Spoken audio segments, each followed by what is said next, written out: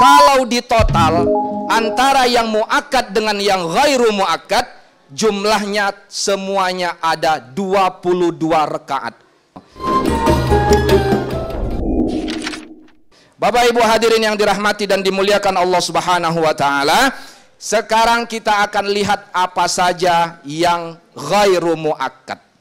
Kalau di total antara yang muakkad dengan yang ghairu muakkad, jumlahnya semuanya ada 22 rakaat.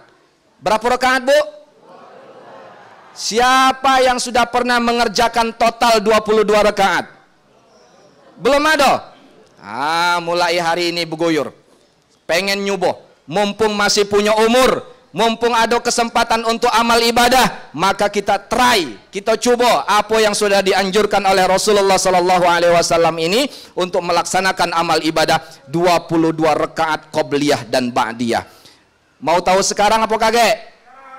Sekarang? Serius Pak? Baik. Sekarang kita cek. Tadi yang muakkadnya sudah ada 12 rakaat.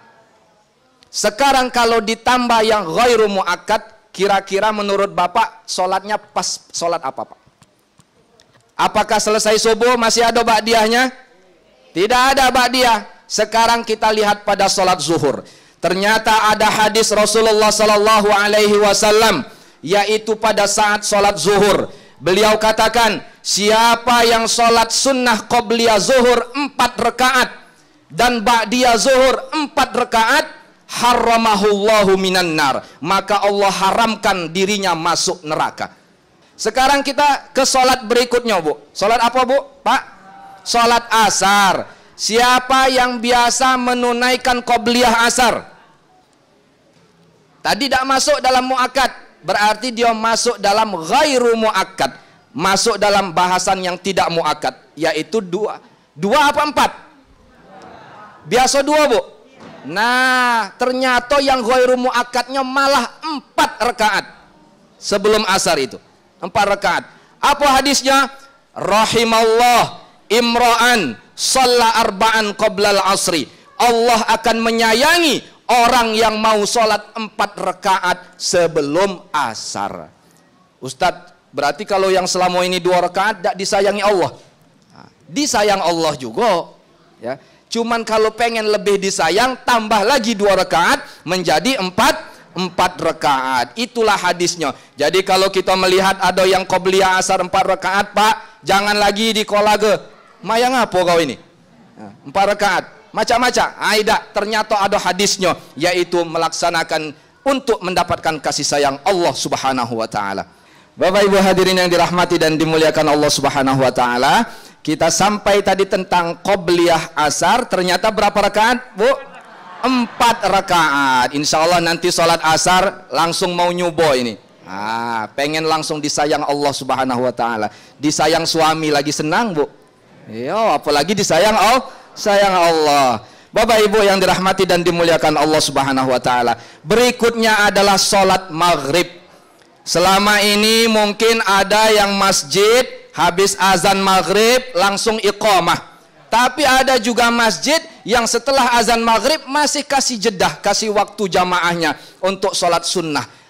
Yang mana yang benar? Yang mana yang diperbolehkan? Apakah masjid A salah? Apakah masjid B salah? Ternyata ini ada rujukannya, ada sumbernya dari Rasulullah Sallallahu Alaihi Wasallam. Jadi yang pengen langsung iqamah habis maghrib, salah satu alasannya adalah karena waktu maghrib itu adalah waktu yang singkat. Jangan sampai terlalu lama menunggu sehingga akhirnya nanti sudah pertengahan maghrib baru mulai sholatnya. Tapi ternyata Rasulullah Sallallahu Alaihi Wasallam memperbolehkan, mengizinkan bagi siapa yang ingin menunaikan sholat sunnah sebelum maghrib. Apa kata Rasulullah? Sallu qablal maghrib. Sekali beliau bilang.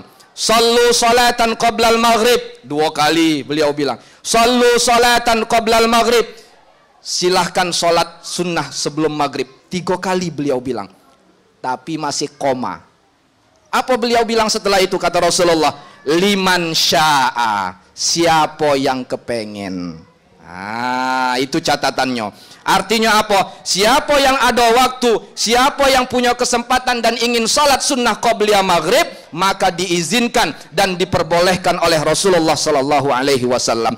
Tapi kalau di masjidnya sudah ada kesepakatan, sudah ada musyawarah, sudah ada satu titik temu bahwasanya kita tidak ada qabliyah maghrib, maka jangan jadi permasalahan. Jangan jadi permasalahan. Kaget laju nak ribut. Oh ya, aku nak qabliyah maghrib dulu. Kaget dulu qomat. Kalaulah sepakat ada qabliyah maghrib silakan. Kalaulah sepakat tidak ada, mau langsung iqamah juga silahkan. Karena Rasulullah sallallahu alaihi wasallam menyatakan liman syaa, bagi siapa yang ingin atau kepengen melaksanakannya. Jadi sekarang intinya boleh apa tidak qabliyah maghrib? Boleh. Ibu-ibu di rumah ya, sambil nunggu masak nasi, masak lauk, qabliyah maghrib dulu. Lanjut sholat maghrib dan ba'diyahnya nanti. Lalu yang berikutnya Bapak Ibu hadirin yang dirahmati Allah adalah sholat sunnah qabliyah isya. Ya, jadi qabliyah isya itu termasuk ghairu muakkad. Tapi karena rata-rata kita punya waktu yang luang, qabliyah isya itu bisa dikerjakan oleh kita semua. Nah, itulah rincian daripada yang muakkad dan ghairu muakkad yang bisa kita laksanakan dalam ibadah kita sehari-hari.